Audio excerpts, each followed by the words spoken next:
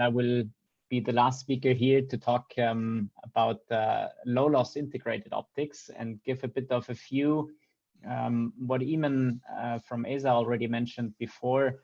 How does the future of this look like, and how can we integrate these systems? And I want to present here some building blocks that we have for optical atomic clocks.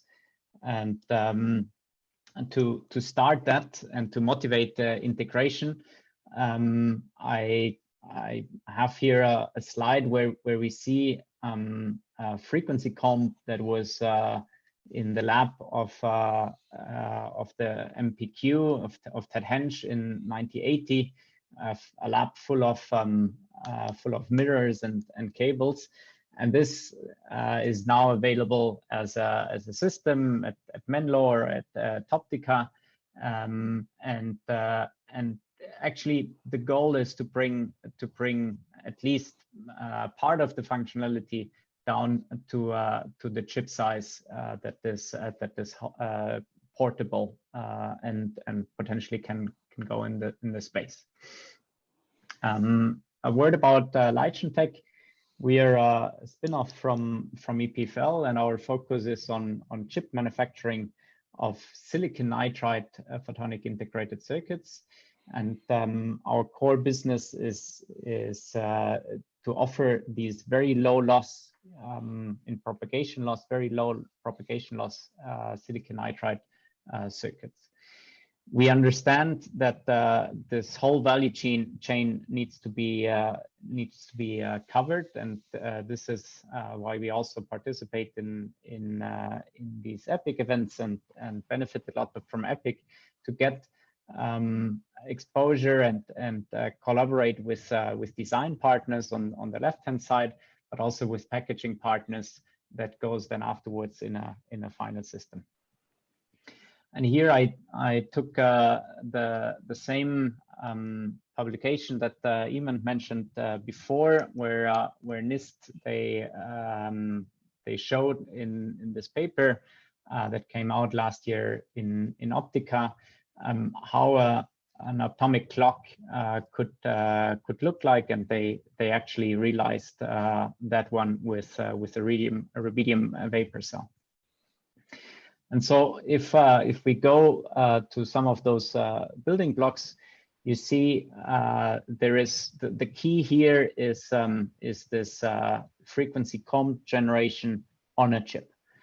And this frequency comb generation is key for atomic clocks, as that translates you or gives the link between the optical frequency, which is here, and a microwave frequency, which is the repetition rate that is afterwards detected on the photodiode. So this frequency comb is key, and you need to make sure that you can self-reference it. That means that you need to spread it over one octave.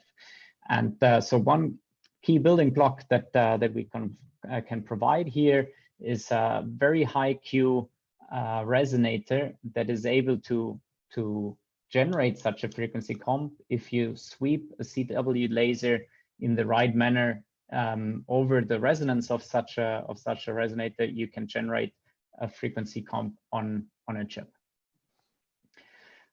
Next building block or capability that we have is you always need to bring the light on the chip or out of the chip, and we have seen different technologies today, VCSELs or lasers. You need to have the right couplers to get efficiently light on the chip, and there we have the capability to engineer the mode size at the end of the chip, or also can directly bond a laser on the chip to have heterogeneous integration of a laser onto our silicon nitride. Other things that are needed, and here we need then also other materials than silicon nitride, is, for example, frequency doubling that we have shown in a collaboration where we bond lithium niobate on our low loss silicon nitride, and like that you can convert your you can double the frequency on a chip with a lithium niobate piece. Another key element are detectors, and we have spoken about that before. You need very high-speed detectors because you need to detect here the RF spacing of that second comb here, and in a collaboration with University of Virginia, we prepared our silicon nitride chip in a way that they could integrate a 3.5 die directly on the chip and get the detector out of there that could detect up to 20 gigahertz, I think. And with this, I just switched to a system where we have shown actually the integration of most of these components, where we had the tunable laser from UCSB, from John Bauer's group, and a high-Q resonator from Caltech, and our high-Q resonator from LIGENTEC, and the frequency doubling on the chip. And in this system, we were able to stabilize this tunable laser by less than a millihertz. So the stepping of a laser could be stepped by less than a millihertz.